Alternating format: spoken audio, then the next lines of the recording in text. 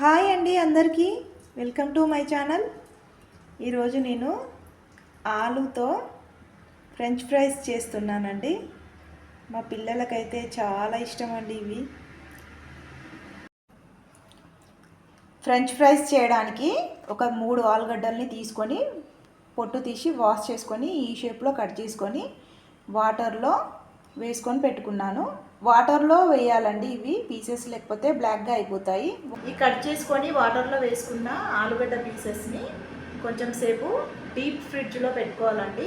ఎందుకంటే పీసులు గట్టి పడతాయి, మనం ఫ్రై చేసుకున్నప్పుడు క్రిస్పీగా ఉంటాయి, చెదిరిపోకుండా.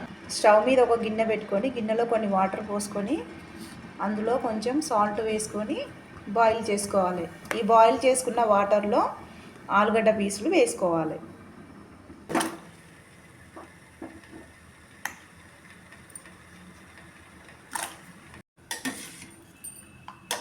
ఇవి కొంచెం సేపు వాటర్లో బాయిల్ కావాలి. ఎక్కువసేపు బాయిల్ చేసుకోవద్దు, జస్ట్ ఒక 5 మినిట్స్ ఇలా బాయిల్ అయితే చాలు. ఈ బాయిల్ చేసుకున్న ఆలు పీసెస్ని వాటర్ అన్ని వంపేసుకున్నానండి. ఇవి ఒక బౌల్లో వేసుకోవాలి. ఈ ఆలుగడ్డ పీస్లో ఉన్న వాటర్ అంతా వంపేసుకున్నానండి. ఇవి పచ్చి తడి లేకుండా ఉండడానికి ఒక క్లాత్ మీద ఈ పీసులన్నీ వేసుకొని తుడుచుకోవాలి.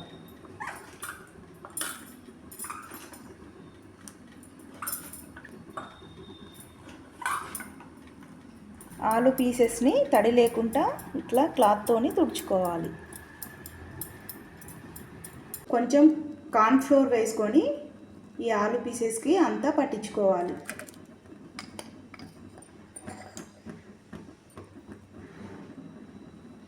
ఈ తుడుచుకొని పెట్టుకున్న ఆలు పీసెస్లో కొంచెం కార్న్ఫ్లోర్ వేసుకొని కొంచెం ఇలా షేక్ చేసుకోవాలి, అటు ఇటు.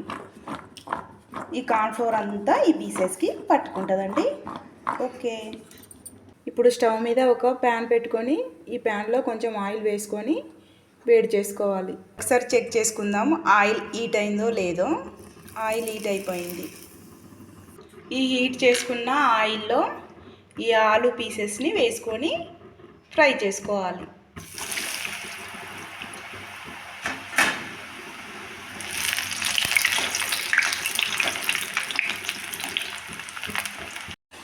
ఈ విధంగా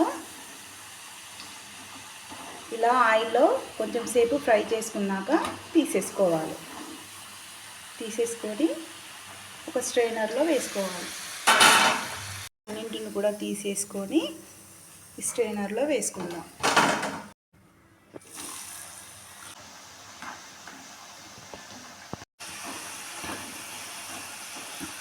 ఇలా 1 టైం ఆయిల్లో ఫ్రై చేసుకొని తీసేసుకోవాలి. తీసేసుకొని స్ట్రైనర్లో వేసుకోవాలి.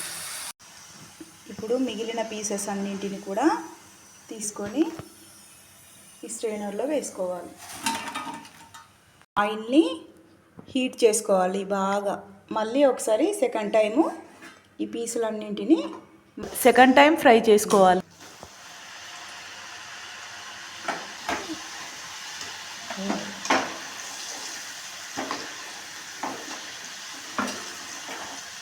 ఈ విధంగా ఇలా గోల్డెన్ బ్రౌన్ కలర్ వచ్చేంత వరకు ఇలా ఫ్రై చేసుకోవాలి.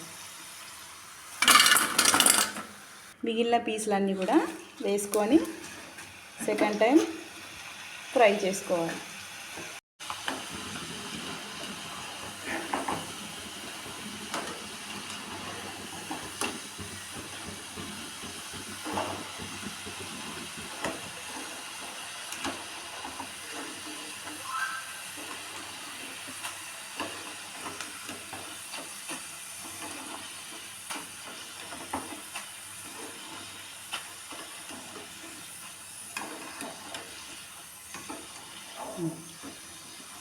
ఈ విధంగా సెకండ్ టైము మిగిలిన పీసులన్నింటినీ ఫ్రై చేసుకున్నా. ఇలా గోల్డెన్ బ్రౌన్ కలర్ వచ్చేంత వరకు ఇలా ఫ్రై చేసుకోవాలి.